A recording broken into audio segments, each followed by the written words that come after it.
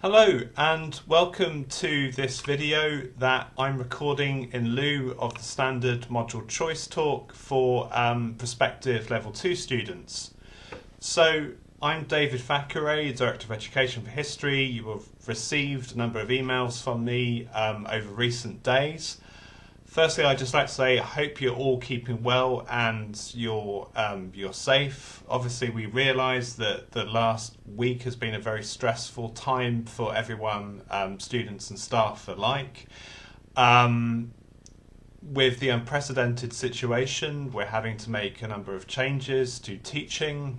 You'll be updated on teaching arrangements for next week, over the next few days. And we're also actively considering what we can do to make sure that assessment can be delivered in new ways and that it's fair for everyone. So we made a number of changes which were announced in terms of changing assessment on Tuesday afternoon. Obviously, since then, it's been announced that all schools are closing, so we're kind of considering about whether we need to go further and update our assessment policies.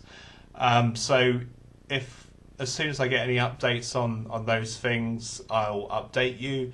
Obviously, I realise that announcements are perhaps a bit slower than is ideal. This is because we need to ensure that any policies that we bring in are broadly consistent with humanities as a whole. That's why things took a bit longer than I hoped for on Tuesday. And we also need to consult external examiners so that what we're doing at Exeter is comparable with universities as a whole across the country. It's not like GCSEs and A-levels where we just have a national system of assessment and either everyone does it or doesn't. Okay, so with events over the last week or so, I realised that module choice might not be the main thing on your mind at the moment.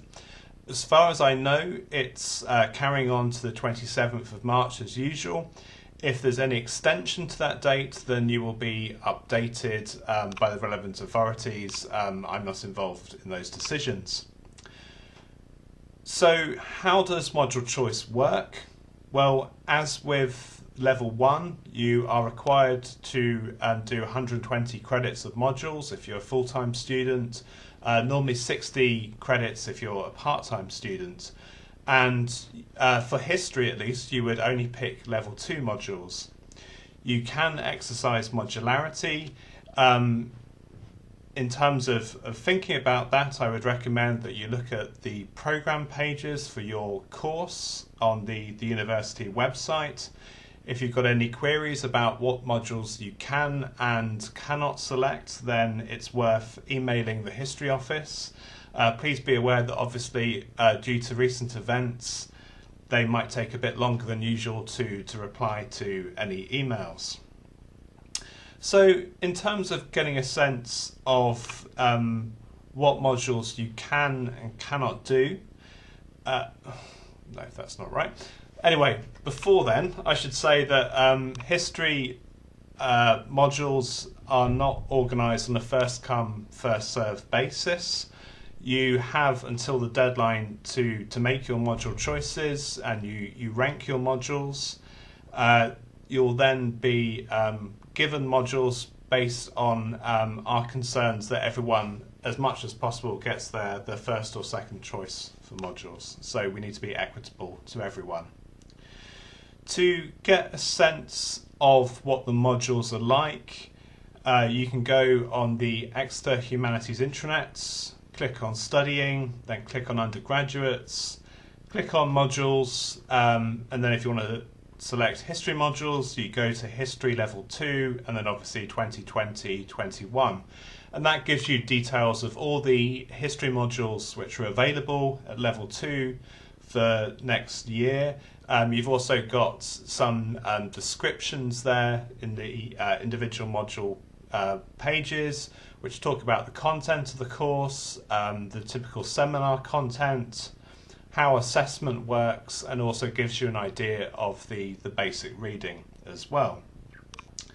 So as well as that, most of the modules which are running next year have run in previous years, so they will have active LE pages.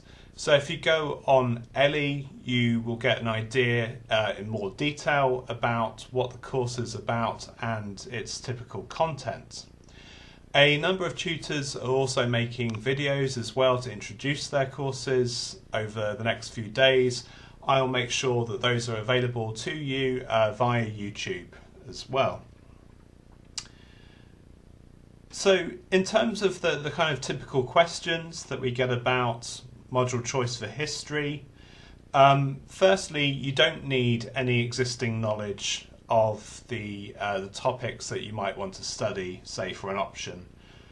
You also don't need any existing language skills. So if you want to do, say, an option based around Spanish or Russian history, there's no expectation that you also develop beginner level skills within those languages, and all sources will be available in translation.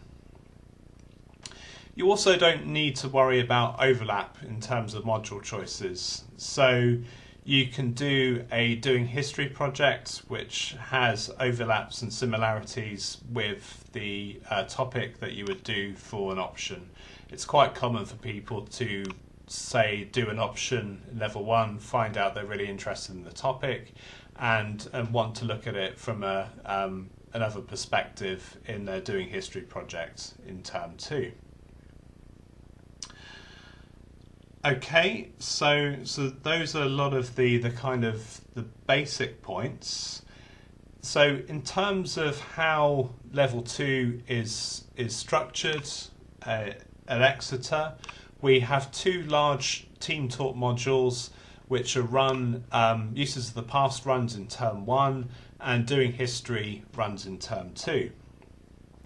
So the idea with Uses of the Past in term 1 is that it provides you with an opportunity to look at how the past has been used both in previous societies and also in the present day.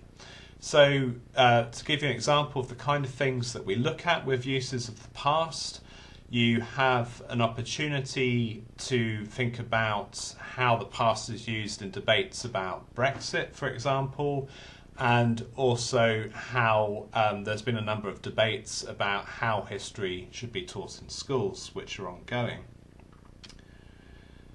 So with the term 2 Doing History, this is designed as a module which prepares you for doing the dissertation in your third year. If you do plan to do a dissertation in history, then it's compulsory that you've done Doing History the previous year, so you need to think about that in terms of if you're interested in modularity. So Doing History is organised around 2 essays, one looking at primary sources and the other looking at context and historiography. So the way that Doing History works is that you have a number of lectures and workshops, and you're also assigned a supervisor who works in the normally works broadly in the area that you're researching. So you produce a nomination of interest form late in term 1, in which you rank a number of topics that you're interested in looking at, and then we assign you a supervisor based on that.